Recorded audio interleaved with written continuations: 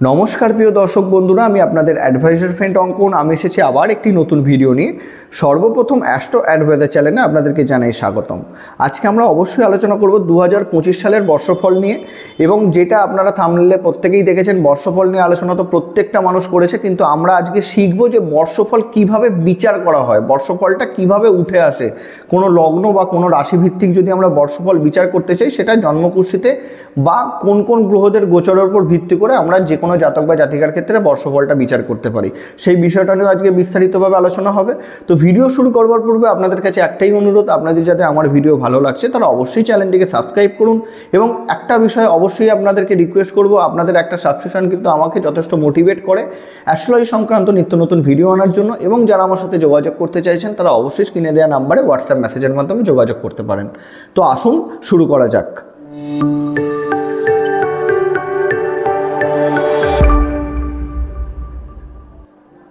তো সর্বপ্রথম যে বিষয়টা নিয়ে আমাদের আলোচনা হবে সেটা হচ্ছে গোচরফল কিভাবে বিচার করা হয়। এটা কিন্তু সবথেকে গুরুত্বপূর্ণ বিষয়। সেটা যদি আপনারা বুঝে নিতে পারেন তাহলে আপনাদের কিন্তু নিজেদের ক্ষেত্রে, নিজের রাশি লগ্ন ভিত্তিক আপনারা খুব সহজেই এই বিষয়টাকে বুঝে নিতে পারবেন যে আপনাদের আগামী বছরটা বা 2025 সালটা আপনাদের কীরকম যেতে চলেছে।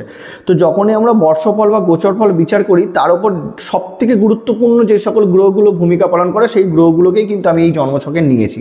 প্রথমত হচ্ছে সবথেকে প্রথম যে গ্রহটা উঠে আসে সেটা হচ্ছে শনিদেব। তার কারণ শনিদেব একটি রাশিতে বা বলতে পারেন 30 ডিগ্রি একটা রাশির মানকে কভার করতে 2.5 বছর সময় নেয়। তাহলে কেন এইখানে শনিকে তুলে নিয়ে আসা হয়েছে? তার কারণ হচ্ছে শনি যে ফলাফলটা আপনাদের জন্মকুষ্ঠি সাপেক্ষে দেবে সেটা কিন্তু লং টার্মের জন্য দেবে, গোচর ফলের ক্ষেত্রে অবশ্যই উঠে আসে।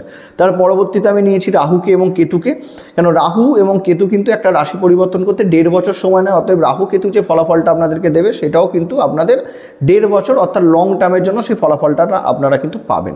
তার পরবর্তীতে আমি বৃহস্পতিকে নিয়েছি। কেন বৃহস্পতি অবশ্যই কিন্তু বলতে পারেন 1 বছর সময় না একটা রাশি পরিবর্তন করতে। অতএব বৃহস্পতিও যে ফলাফলটা আপনাদেরকে দিয়ে যাবে সেটা কিন্তু লং টার্মের জন্য দিয়ে যাবে। এবং তার সাথে আপনারা দেখতে পাচ্ছেন আমি মঙ্গলকে নিয়েছি। মঙ্গলকে নেওয়ার কারণ হচ্ছে সংখ্যাতত্ত্বের বিচারে আমরা প্রত্যেকেই জানি 2025 হচ্ছে 9 নম্বর সংখ্যা, অর্থাৎ মঙ্গলের বছর। তো মঙ্গল কতটা গুরুত্বপূর্ণ ভূমিকা পালন করবে সেটাও আমাদেরকে দেখে নিতে হবে যে এই 2025-এ যখন আমরা বর্ষফল বিচার করব, এবং বাকি যে গ্রহগুলো থাকলো সূর্য, চন্দ্র, শুক্র এবং বুধ, এদেরও ভূমিকা থাকবে, অবশ্যই থাকবে, কিন্তু অতটা গুরুত্বপূর্ণ ভূমিকা এরা পালন করতে পারবে না। যখন আমরা ধরুন দৈনিক রাশিফল দেখব, মাসিক রাশিফল দেখব, তো সেক্ষেত্রে অবশ্যই সূর্য, চন্দ্র, বুধ, শুক্রের ভূমিকা যথেষ্টভাবে থাকবে। কিন্তু আমরা যেহেতু লং টার্ম ফলাফল আলোচনা করব, সেখানে কিন্তু আমাদেরকে এই গ্রহগুলোকেই বেশি করে প্রাধান্য দিতে হবে। তাহলে এখন আমরা যখন আমাদের ভিডিও শুরু করব, এখানে সর্বপ্রথম আমাদেরকে দেখে নিতে হবে যে শনি 29শে মার্চ কিন্তু রাশি পরিবর্তন করে যাবে অবশ্যই মীন রাশিতে কুম্ভ থেকে।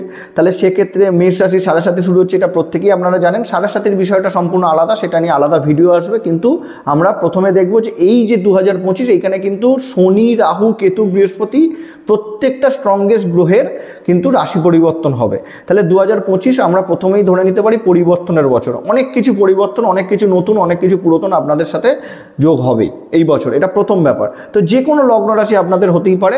তো আমরা যখন পার্টিকুলারলি একটা লগ্ন রাশি নিয়ে আলোচনা করব সেটা আলাদা হবে, কিন্তু এখানে আমরা সাময়িক ফলাফলটা আলোচনা করছি যে গোচরফল কী করে বিচার করা হয়ে থাকে।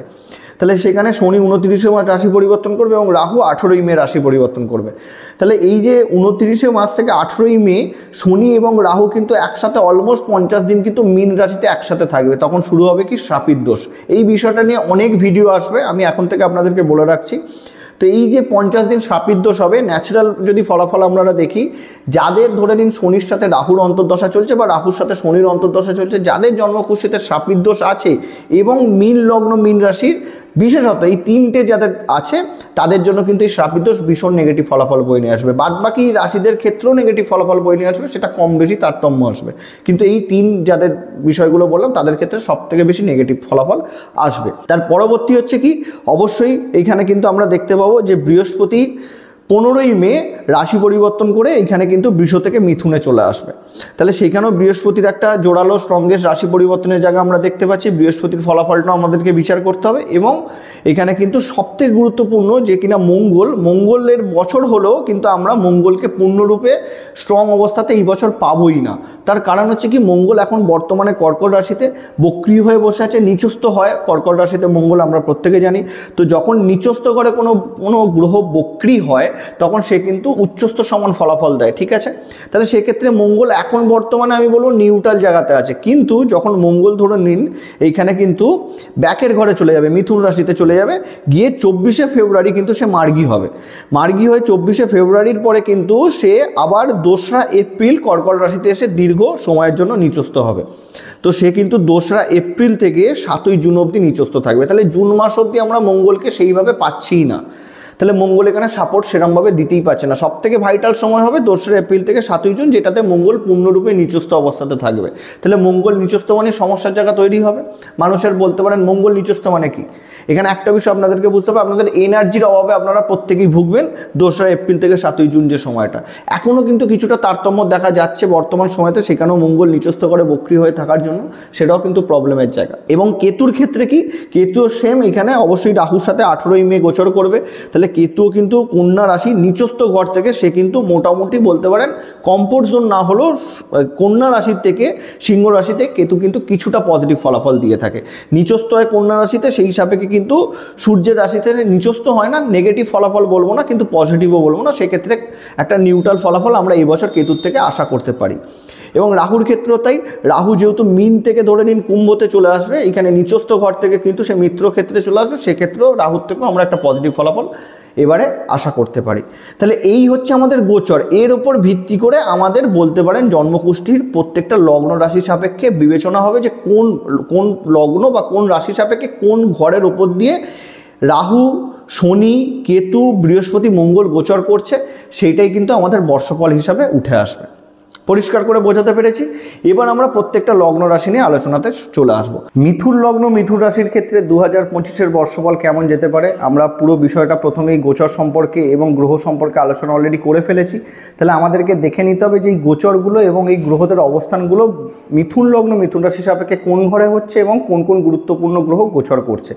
তাহলে মিথুন লগ্ন, মিথুন রাশির সাপেক্ষে অবশ্যই প্রথমে আমরা দেখব যে শনি অষ্টম এবং নবমপতি হয়ে সে কিন্তু বর্তমান 2029 মার্চের পর 2025-এর 29 মার্চের পর কিন্তু দশম স্থানে গোচরে যাচ্ছে। দশম স্থানে অলরেডি রাহু এতদিন গোচর করছিল। তো দশমে অবশ্যই কিন্তু 29 মার্চ থেকে 18ই মে অবধি শাপিত দোষ নির্মাণ হবে। তাহলে প্রথমে আপনাদেরকে কোন দিক থেকে সাবধানে থাকতে হবে? এই পার্টিকুলার যে 50 দিন 29 মার্চ থেকে 18ই মে আপনাদের কর্ম নিয়ে কিন্তু একটু দুশ্চিন্তার জায়গা, বা বলা যেতে পারে যদি আপনাদের জন্মকালীন শনির সাথে রাহুর অন্তর্দশা বা রাহুর সাথে শনির অন্তর্দশা বা শাপিত দোষ থেকে থাকে, তাহলে খুব প্রবলেমেটিক সিচুয়েশন ক্রিয়েট হতে পারে আপনার কর্ম সংক্রান্ত বিষয় নিয়ে। তো যারা ধরুন পুরনো ব্যবসা করছিলেন, কর্ম করছিলেন, সেখানে কিন্তু একটা চেঞ্জেসের কিন্তু জায়গা আসার একটা জোরালো চান্সেস থাকতে পারে। তো এই দিক থেকে আপনারা কিন্তু টিকে থাকতে হবে আপনাদেরকে। যদি টিকে থাকতে পারেন এই 50 দিন, তাহলে কিন্তু আপনারা পুনরায় আবার স্টেবল জায়গা পাবেন। তার কারণ হচ্ছে দশমে শনি গিয়ে আপনাকে স্টেবিলিটি দেবে। অষ্টম এবং নবমপতিও যেহেতু দশম স্থানে যাচ্ছে, আপনাদেরকে পরিশ্রম কিছুটা বৃদ্ধি করাবে, কিন্তু অবশ্যই 100% ফলাফল দেবে। কবে থেকে? 18ই মের পর থেকে। কিন্তু সমস্যা একটা জায়গা থেকেই, রাহু যেহেতু এখানে আপনার নবম স্থানে গোচর আসছে, যদিও মিত্র ক্ষেত্রে আসছে, এখানে কিন্তু পিতার হেলথ ইস্যু কিছু ক্ষেত্রে আসতে পারে। তো পিতার দিক থেকে আপনারা কিন্তু কিছু বলতে পারেন সমস্যা তৈরির জায়গা দেখা যাচ্ছে। তো সেদিক থেকে আপনারা পিতার হেলথ নিয়ে দুশ্চিন্তাগ্রস্ত যদি হন, তাহলে অবশ্যই খুব পজিটিভলি ট্রিটমেন্ট করুন, সেটা আপনাদের জন্য ভীষণভাবে দরকার। এবং এর পরবর্তীতে কেতুর ক্ষেত্রে যদি আমরা দেখি, কেতু এখানে কিন্তু আপনাদের চতুর্থ স্থান থেকে তৃতীয় স্থানে যাচ্ছে। তো চতুর্থ স্থানে 1 বছর ছিল, তো সেই জায়গা থেকে আমি প্রথমেই বলে রাখছি যে চতুর্থ স্থানে যেহেতু নিচস্থ ঘরে কেতু গোচর করছিল, এই দিক থেকে গৃহসুখে কিন্তু অনেক দিক থেকে বাঁধার জায়গা ছিল। তো সেই জায়গাটা 100% কেটে যাচ্ছে। কিন্তু প্রবলেম হচ্ছে একটাই, যে প্রত্যেকটা গোচরের সাথে প্রত্যেকটা গোচরের একটা লিঙ্ক হয়ে থাকে। অবশ্যই ভগবান সেই হিসাবেই জ্যোতিষশাস্ত্রটাকে বানিয়েছে। তৃতীয় স্থান আমাদের পরিশ্রমের ঘর। তো যখনই কেতু তৃতীয় স্থানে যাবে, আপনারা কিন্তু ভীষণ খুঁতখুঁতে স্বভাবের হয়ে যাবেন। সেই দিক থেকে আপনাদের পরিশ্রম করার ইচ্ছেটা কিছুটা কমে যাবে। যখন পরিশ্রম করবেন তখন কিন্তু খুব থরলি করবেন, আর যখন করবেন না তখন কিন্তু একদমই করবেন না। কোনো অংশে কিন্তু আপনাদেরকে কুঁড়ে করে দিতে পারে কেতুর এই তৃতীয় স্থানে গোচর। প্লাস যেহেতু শনি দশম কর্মের ঘরে যাচ্ছে, সেক্ষেত্রে আপনাদের কর্মের গ্রোথের জায়গাটা কিছুটা স্লো করবে।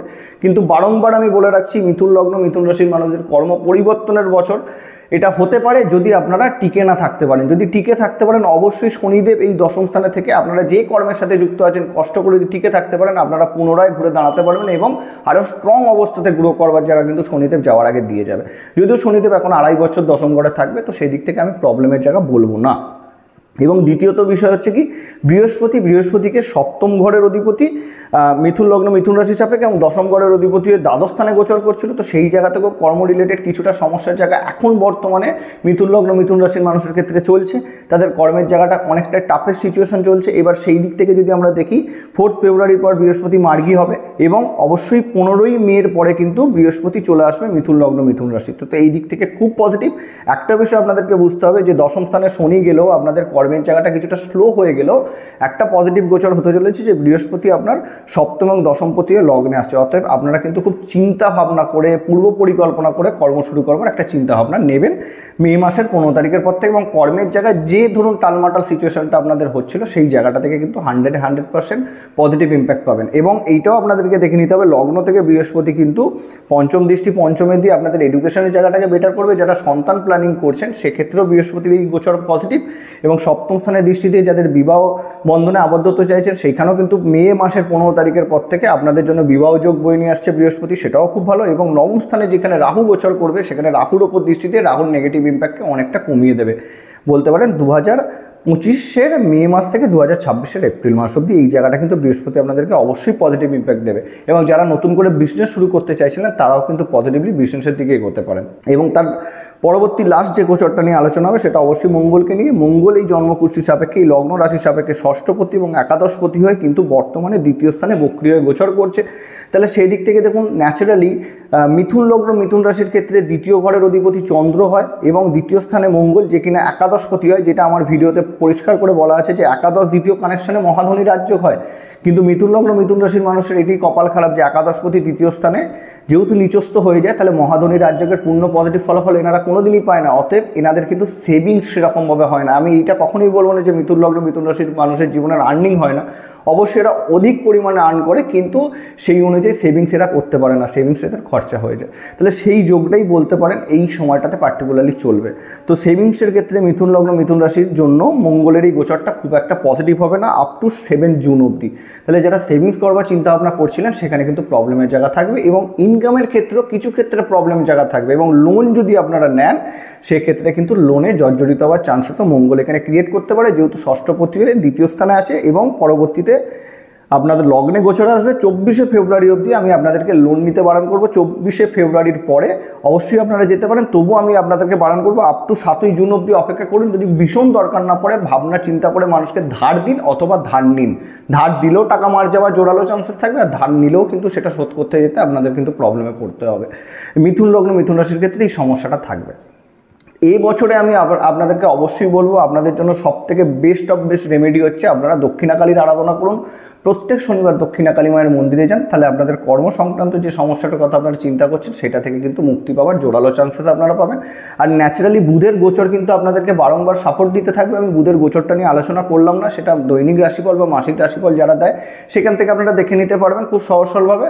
তো বুধের ইম্প্যাক্ট অবশ্যই আপনাদের ক্ষেত্রে পড়বে। তবুও আমি বলে দিচ্ছি যে আপনাদের এই বছরটা টিকে থাকার বছর, টিকে থাকতে পারলে সামনের যে সময়টা আসছে আপনারা কিন্তু অধিক উন্নতির জায়গা পেয়ে যাবেন। বৃহস্পতির সাপোর্টও আপনারা 100% পাবেন, শুধু ধৈর্য ধরুন, ব্যাস তাহলেই হবে। তো এই ছিল আজকে আমাদের মিথুন লগ্ন মিথুন রাশি সাপেক্ষে 2025-এর বর্ষফল।